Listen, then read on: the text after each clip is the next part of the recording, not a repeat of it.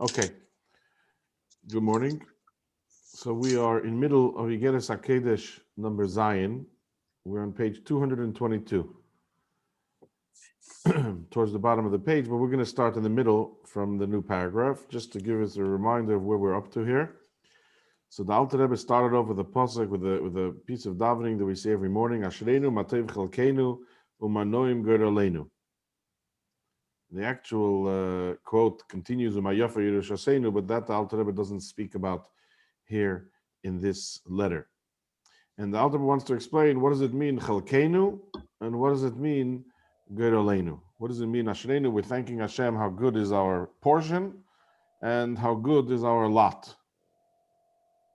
So he begins by explaining to us that what does it mean that there's an expression in the Gemara that someone who commits a certain averes is Yisrael, doesn't have a portion in the God of Israel. How can we use the term portion when you're talking about the Eibishter? The Eibishter is not divisible. He's infinite. So what does it mean a portion? So he goes into a lengthy explanation to explain to us that the Eibishter is higher than all of Elamis, and he allows some of his energy to come down and energize the worlds, and he uses Memali Kalalmin in all of the worlds. But it's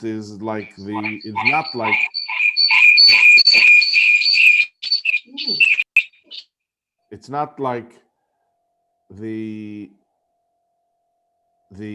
enclothing of the neshama in the body, when the neshama is affected and impacted by the body, but rather the Eibishter energizes the world like the neshama energizes the body, but he's not affected by the world. Just excuse me 1 second here. I just have to get this important delivery. I'll be right back.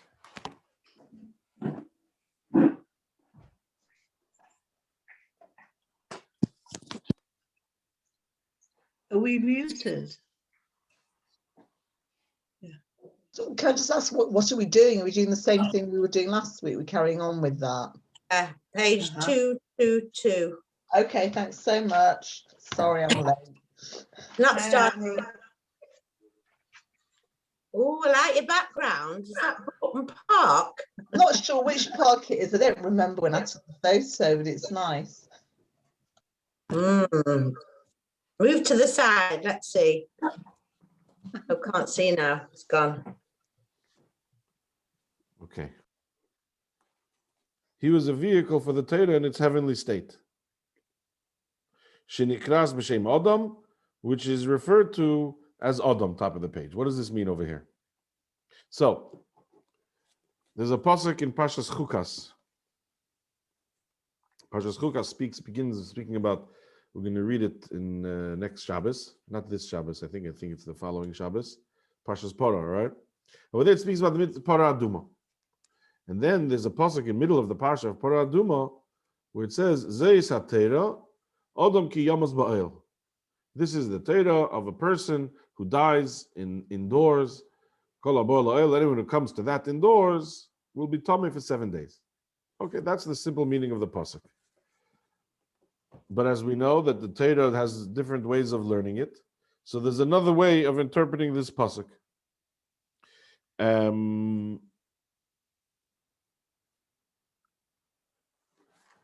The Torah is not written with commas and end of sentences, right?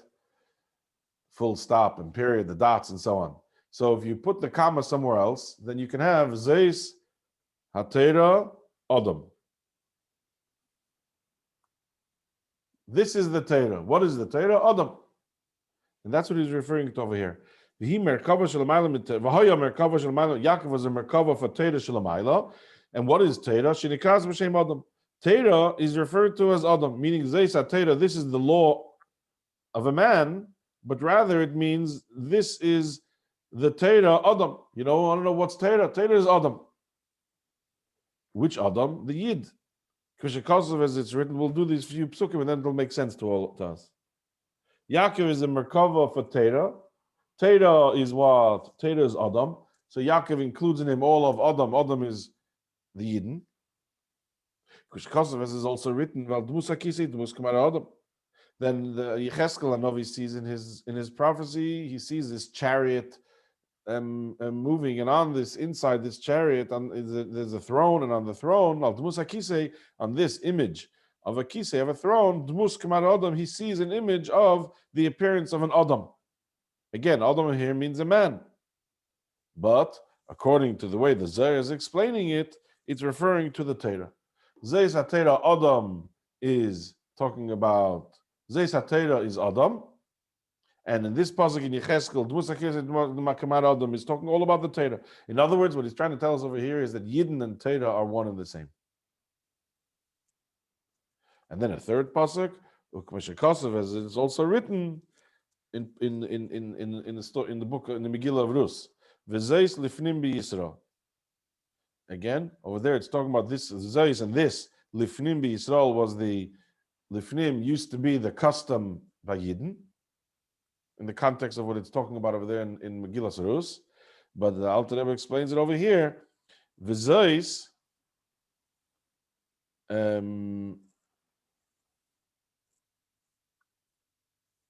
Zeis, says the Zohar, is talking about the Torah. Lifnim means within. B'Yisrael, in Yisrael. V'Zeis lifnim b'Yisrael means Zeis. This Torah is lifnim, is the pnimius of Yisrael. So let's do these three psukim again. And he says, Ein Zeis ela Torah. And Zeis refers to Torah. This is all from the Zohar. So the Zohar takes every pasuk and gives us an alternate interpretation. So let's go back over here and see these three psukim, and then it'll start making sense for us. So he starts off over here with where did the pasuk go? From Zeis Teras Adam.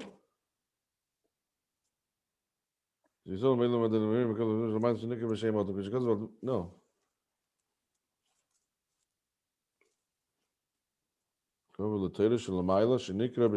Right. Okay. So he starts off. Oh, that's right. It doesn't have that pasuk over here. I just said it to you. The pasuk says Zeis Teras Ha'adam. So he says, let's read now from the bottom from the bottom of it. So Yaakov is this merkava to Torah Shalamayla. And what is the Torah? Nikras b'shem Adam. Top of the page. So Torah is called Adam, as in the pasuk Zeis HaTorah Adam. And it's written al Dmus HaKisei Dmus Kamar Adam. That on the chair is an image of Adam, which is, again, the Adam is who? Is Torah, is the Adam is the person, is the Torah.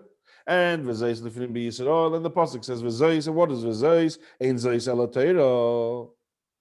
Zeis means Torah, so Torah lifnim b'Yisrael, that the Torah is the pnimius of Yisrael. Okay, so he's bringing us it's a three steps over here. So don't get confused. He's telling us three steps. The point that he's trying to tell us is Yaakov is connected to Adam. Okay? So Yaakov, you can make a flow chart if you want. Adam Rishon has all the neshamas, as we just said, right? Yaakov Avinu is connected to Adam from the Gemara that says Shufrei de Yaakov is Shufrei de Adam. The beauty of Yaakov, the beauty of Adam. As the Zohar says, he made a tikkun for the chet of Adam. So we've established Yaakov is connected to Adam. Now, what is Yaakov? So he says that Yaakov is the whole Torah we just said. Yeah, Yaakov is connected to the whole Torah. What is the Torah? The Torah is Adam. Torah is Adam. What is Adam? Dmus HaKisei Dmus Mar Adam is what's on the throne. And what is that? Zeis lifnim b'Yisrael. It is this Torah which is the pnimius of all of Yisrael. Meaning, Shahoisa Klula Mulubeshes ben Nishmas Yisrael Sava, that the Torah was contained, Umulubeshes and enclosed, ben Nishmas in the soul of old Yisrael. Who's old Yisrael? The Zayda. Yaakov Avinu is known as Yisrael. Haklula Mikol Neshamas, which it compounds and contains all of the Neshamas. Okay, so what's he telling us over here? He's telling us over here is that Yaakov Avinu, the point that he's trying to tell us here is that Yaakov Avinu is the general neshama for all of Klal Yisrael. Yes, originally it was Adam Rishon, but then more specifically, it's Yaakov Avinu. And how? Through the Torah. Because remember, we said that the Eibishter's light comes through the 613 mitzvahs. And we went through that whole chain. Now he's telling us the chain of how it works with the neshamas. And the way it works with the neshamas is that it goes through Yaakov Avinu. Okay?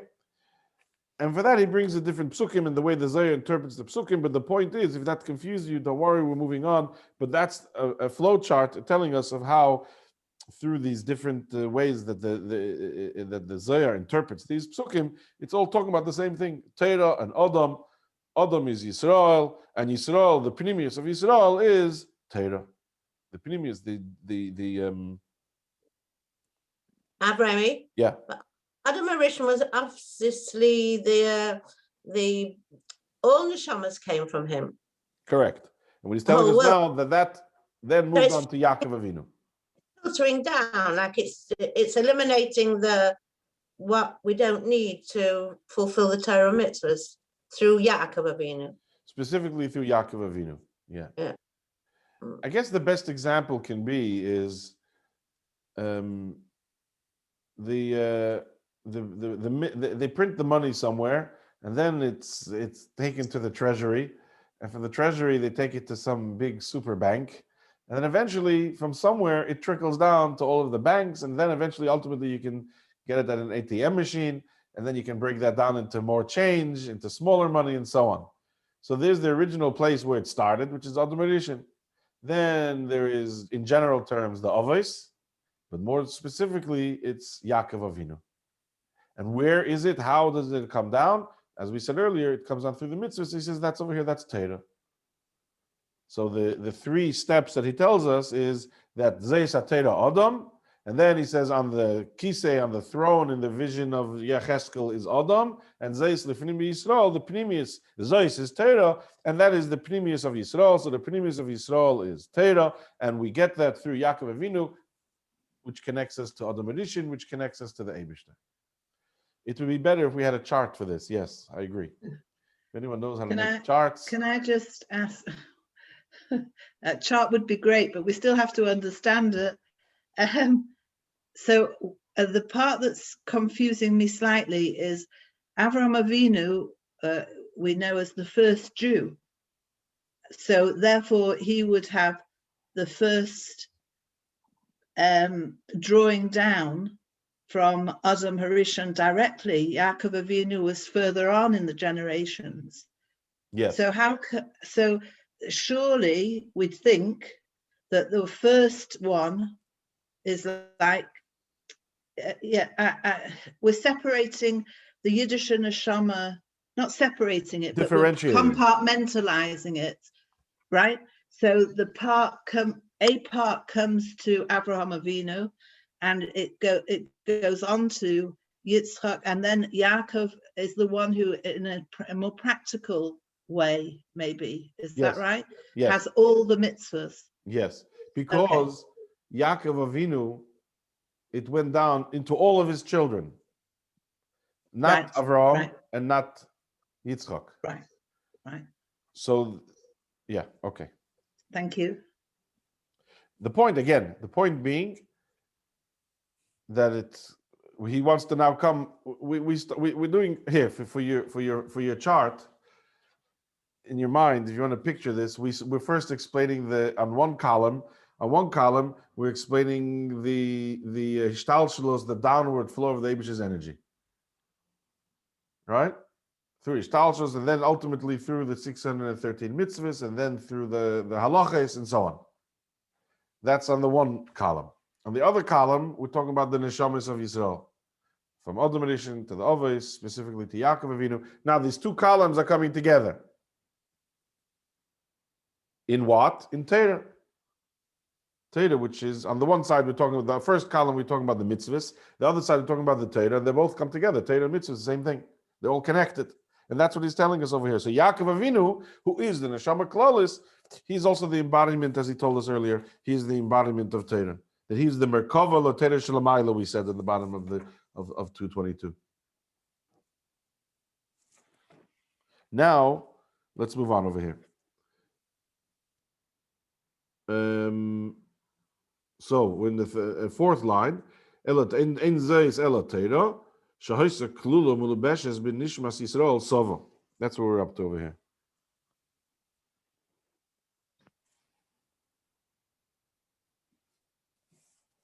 That what zeis refers to Teda. Shahoisa klula mulubeshes bin nishmas Yisrael sova, because the Teda was contained in the neshama of Yisrael sova. Yisrael sova means a grandfather, right? The patriarch. Yisrael, the patriarch, Yaakov Avinu.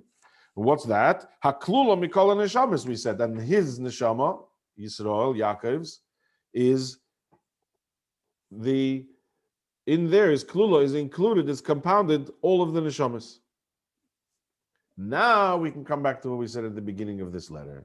V'zehu vayikra loikei lekei Yisrael.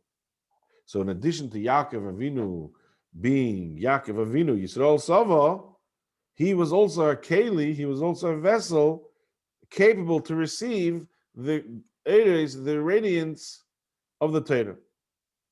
Because these two columns are not coming together, we said. V'zehu, and this is the meaning of the pasuk that we said earlier, Vayikra lekei lekei Yisrael. That Yaakov Avinu said, that it says about Yaakov Avinu, Vayikra, he called him. He called the Eibishter Keil Elekei Yisrael. The Eibishter has many different names. What name did Yaakov call him? Keil. What's the significance of Keil? Keil is Lashon Hamshachas Ha'ora Me'erin Seif Baruch Hu Me'helam Elagili. The Eibishter has different names. The name Elikim. So Keil, the Eibishter has different names which reflect different characteristics or aspects of the Eibishter. Keil is the name for chesed. Benevolence, sharing, giving, right? So when Yaakov Avinu calls Keil, he calls Elekei Yisrael. Yaakov Avinu is calling the God of Israel. He calls him Keil. So the Alter Rebbe explains, what's Keil? Keil is Lashon Hamshachas Ha'ora, Hamshacha, drawing down, of ha'ara, of a glimmer, of a ray, of a radiance, me'erin seif baruch hu, from the erin seif, from the infinite light of Hashem, me'ahelem el agilui, from the concealment, from hidden to gilui, to revelation. That requires keil, which is chesed. There's two things that he's telling us here. There's hamshach of erin seif, which is very nice, but what's more important is that it has to come it has to come from concealment to revelation. It's very nice if you have a Me'erin Seif, but if you don't see it, if it's still concealed, then there's not really much benefit happening here. So Yaakov Avinu is referring to the Eibishter as Keil Elekei Yisrael. This is an expression of Hamshacha from the Me'erin Seif, Me'ahelem El Agili, from concealment to revelation, which to reveal itself where? Lahoyer B'Pchinas Gili B'Neshmasai. So that it should illuminate, it should reveal, and to give light, b'pchinas gilu, in a revealed way, ben nishmasai, in his neshama, in the neshama of a yid. For example, he's always bringing the psukim as examples. K'shekosov, as it is written, Keil havaya vayoyer lanu. Keil is the Eibishter. What the Eibishter doing? What vayoyer lanu, when he's giving us light. So Keil is a name which is telling us illumination of the Eibishter, shining, illuminating. So when Yaakov Avinu says, and he calls the Eibishter Keil, means he's trying to draw down into his neshama all of the revelations, all of the giluyim of the Ein Seif, of the Ein Seif, through Torah mitzvahs. That's what he's telling us. So fine. So you'll say that's so Yaakov. All right. Okay. Again, let's not forget the picture in our mind. We have the neshama klolis. That's Yaakov Avinu, and Yaakov is Torah. Okay. Now we got to take that and bring it down. So what do we have? We have the pasuk that Yaakov Avinu calls the Eibishter Keil. And what is the significance of Keil? Keil is bringing down the revelations that are there in Torah mitzvahs, to bring it down in a revealed way, like the pasuk Keil Vayoyer lanu, to shine, to illuminate. And that's what Yaakov is trying to do for himself. That's very nice. What about you and me? So the Alter Rebbe continues. Ve'achrav kol Yishrei Leiv. After Yaakov, this infinite light, kol Yishrei Leiv, literally means to all those of the upright heart, ha'iskim b'Torah mitzvahs, who are asik, involved in Torah mitzvahs, to anyone then who's upright of heart. We'll get back to that in a minute, the Yishrei Leiv. Who are askim in Torah mitzvahs, who are involved in Torah mitzvahs, to them also Meir Eid Hashem Ein Seif Baruch Hu. To them will also shine, illuminate the Eid Ein Seif of Hashem, B'Bchinas Gili, in a revealed way b'nishmasam. To anyone who's Yishrei Leiv, who are askim in Torah mitzvahs, the Eid Ein Seif will also illuminate. Yaakov Avinu started it, and we can continue it if we are from the Yishrei Leiv. Who is the Yishrei Leiv? Yishrei Leiv, the Mittler Rebbe says, Yishrei Leiv comes from the word Yisrael. Yashar Kale. Yashar. Yisrael, there's different ways of interpreting Yisrael, but one of them is Yud Shin Reish, is Yashar. If you turn the sin into a shin, so we are the Yishrei Leiv. So Kol Yishrei Leiv is really talking about Kol Yisrael. All Yisrael are Eiskim and Torah mitzvahs to some degree or another. And dependent on our involvement in Eiskim and Torah mitzvahs, we will then be able to bring an illumination upon ourselves from the Eid Ein Seif into our neshama. That's what he's telling us over here. So we had these two columns of the descent of the Eid Ein Seif. One column we spoke about at length last week is through the Ishtalshalos and the Eilames, ultimately through the Tayag Mitzvahs, and then through the 60 Mesechtes, and then into the Halachis, which is no number, which is the Ratzon of the Eibishter. The other column we have the Neshamis as they come down, also it starts with Adam Arisha, and then through Yaakov into the Nitzutzes and Misper, into the sparks that are not countable, right? The sand of the sea and so on. And they all merge together. And how are we going to be able to bring down this Elikus? This is through Yaakov Avinu. Yaakov Avinu is the one who calls the Eibishter Kale. Kale is bringing down the Eibishter's Eid Ein Seif in a revealed way, because Kale is Chesed. Chesed means that there has to be in a practice. Chesed is here. We're coming to Purim. What's Chesed? Chesed means I have to see to it that the poor person actually has something to eat or money to buy the food. The fact that I've partitioned off a certain amount of money and I made a charity account, and that doesn't help the poor person yet. I've taken off my money, I put my meiser to the side, and I put it in an envelope. That's very nice, but I haven't done the chesed hasn't been finished yet. The kale is that it has to be in a revealed way. It has to transition from the potential to the actual. And that is what Yaakov is saying over here. Kale l'kei Yisrael. He was drawing down this Eid Ein Seif to his neshama, and therefore anyone who's Yishrei Leiv, which equals Yisrael, because anyone who's Asik in Torah and Mitzvahs is able to bring down this Eid Ein Seif, this Gilui, this revelation into their neshama. Okay. How? When? No, we've done the how. What about the when? So when are we going to see that? How we do it is through Asik and Torah and Mitzvahs. But when do we experience this Gilui?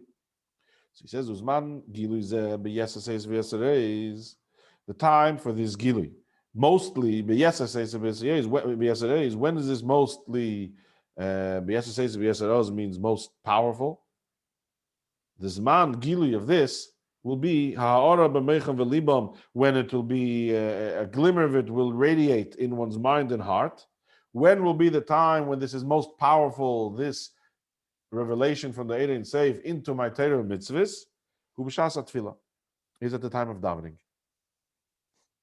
As is written elsewhere, the Alter Rebbe here is referring to what he's going to tell us later on in Iggeres Chav Daled, number 24. And over there he says that the time, in other words, you have it all, but when can you actually go to the ATM machine and withdraw the cash and bring it down into your life? That is the time of davening. Because he explains over there, just through the Sulam HaTfilah, the ladder of davening, that all of our mitzvahs are able to go upwards, and all of our Torah, and then we're able to draw down this ha'ara, this glimmer, this radiance.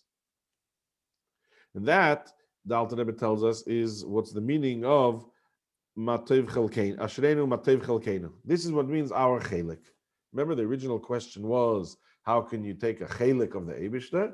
The Eibishter is infinite, so we explained The Eibishter is taka infinite, but the Eibishter chose to partition off or separate a part of himself in order to create the Elames. And from then we went on to explain that that part is what we were speaking about, the Ishtalshlos and all the Giluyim and all the Eidos that come down and so on, ultimately through the Teyag Mitzvahs, and then they come down through the Neshamas of Yaakov, the Neshama of Yaakov and the Neshama of Yidden.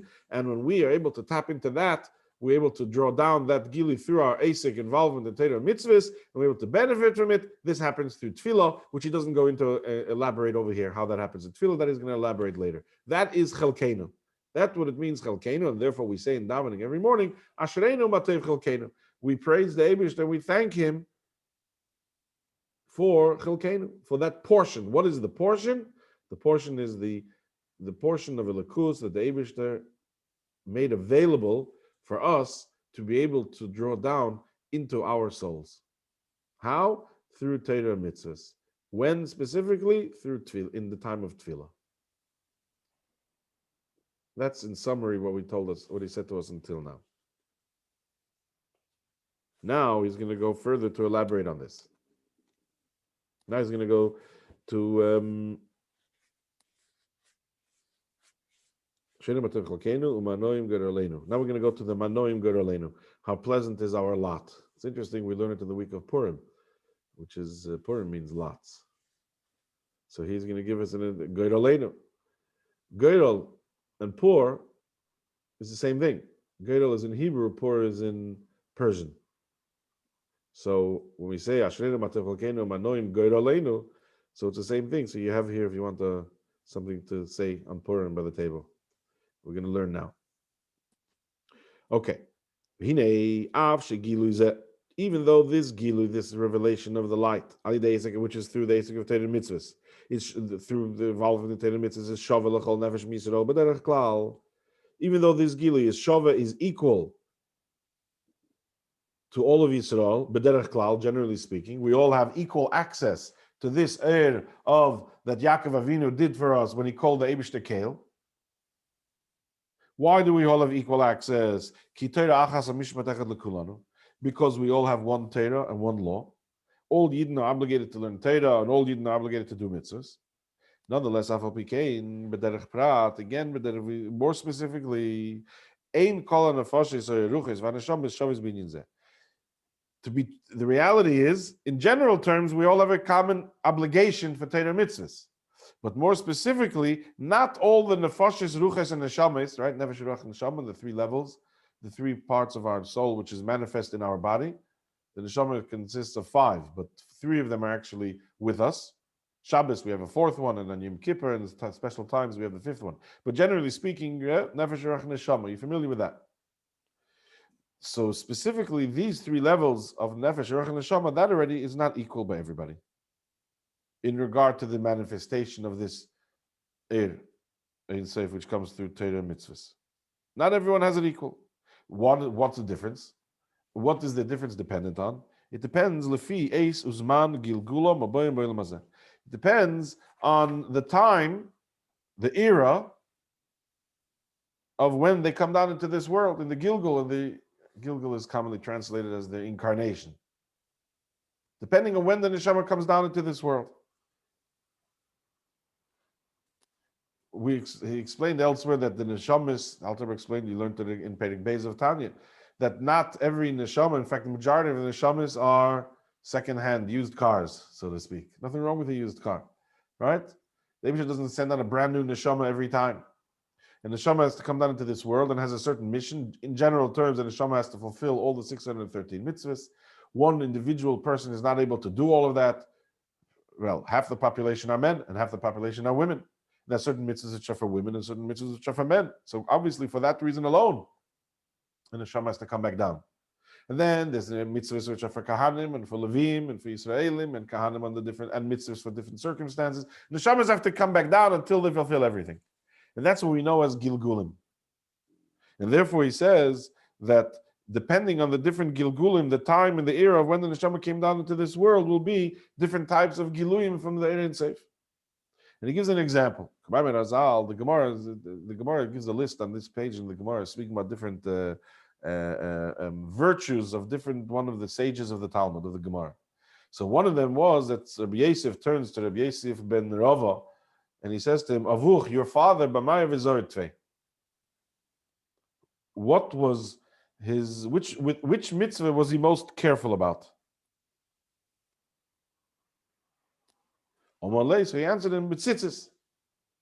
He was careful with the mitzvah of tzitzis. The Gemara says that if his tzitzis tore, he didn't walk any further until he was able to replace or repair the tzitzis. So this is, what does it mean? That the performance of a specific mitzvah, zohir. The Mittler Rebbe explains that here the literal meaning is zohir means careful, but zohir also comes from the word light. So if you reinterpret this line, Avuch, your father, b'may v'zohir tvei, what illuminate him mostly? Which mitzvah? He's obligated in all the mitzvahs. But which particular mitzvah gave him the most light? So he says tzitzis. What's that Alter Rebbe telling us? The Alter Rebbe is telling us what? That we're all obligated in mitzvahs, but then there are certain specific mitzvahs which give us the most light. Sometimes we know there are certain people, we may have a certain affinity, natural or we did it ourselves for a particular mitzvah. So that mitzvah is Zohir Tvei, is what shines and illuminates. It is through that mitzvah that the illuminations and the radiance, the Iggeres and the Giluim come down into us individually. So though in general terms we're all obligated in all the mitzvahs, but it depends on the time when our neshama comes down into this world, and it depends on the specific mitzvah that we're doing. Ve'in kol haderes shavin. And all the generations are not the same. Neshamas are different, and each neshama has a particular mitzvah. Again, we're all obligated in all the mitzvahs, but we all have one specific. I think it means you have to do a basic exercise when you do a self-assessment of your Yiddishkeit. You may just notice that there's one specific particular mitzvah that you find is actually by you unique more than others. And that's what he's talking about over here. Rava's son knew that his father's particular mitzvah was tzitzis. And every one of us has something else that's most unique.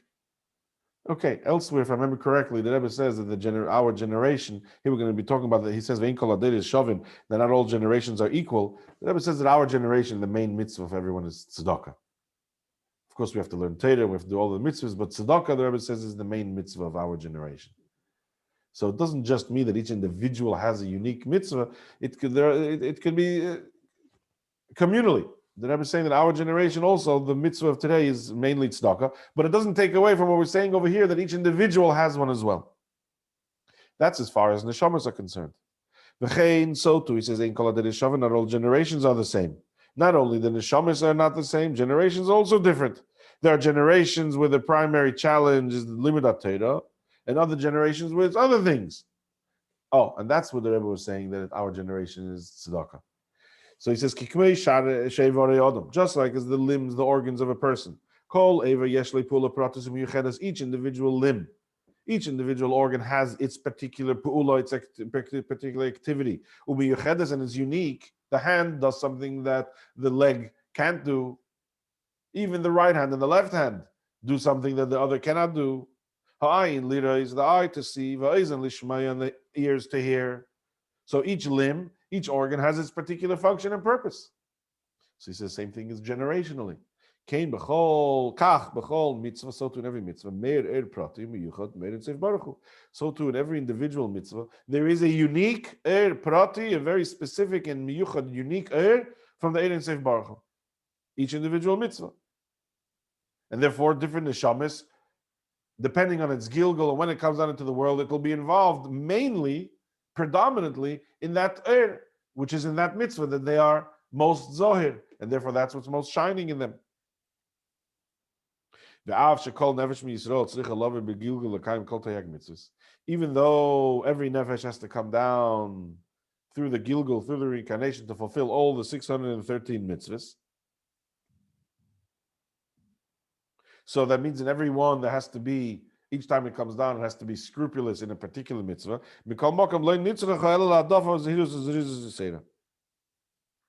this heightened attention to focus on a particular mitzvah is only necessary for additional zehirus, for additional vigilance, uzrizus, alacrity or zeal, yisera, extra. Extra and double. Mitzvahs, much more than the zehirus, the care that one has in other mitzvahs. So that means that each time that the neshama has to come down, it has to do all the mitzvahs, but then each time it comes down, it needs a different which comes from a different mitzvah, and that's what it has to be most zohir, most careful.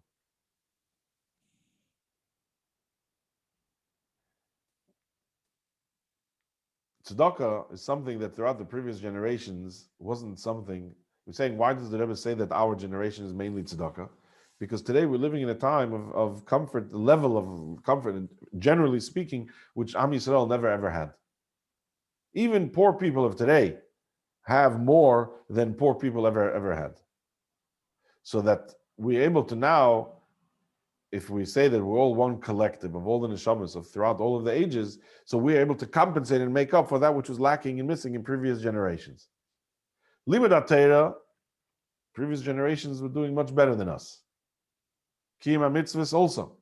But what can we do to help them to compensate what they were missing then? Or more specifically, what can I do to compensate for my neshama that's returning as a Gilgul to do something that it wasn't able to do in the past? So he says that's tzedakah. Because today we have the ability to do tzedakah more than ever before. Whether it's the amount of money we give and also in the way we give it. Today we're able to give tzedakah in a way that you can give here. The Rebbe spoke about it on Hanukkah in 1991 when it was the satellite, and the Rebbe spoke about technology and that beautiful sikha, all about the blessings of technology. And he was talking about today. And the Rebbe spoke about PayPal. He didn't say PayPal, but he spoke about the ability to be able to go through technology and the satellites and so on, which we know today as even an app on the phone, to be able to give tzedakah, and it arrives by the poor person on the other side of the world with a blink of an eye. Literally. You can app someone money straight away, and they have it in cash to be able to go and spend it.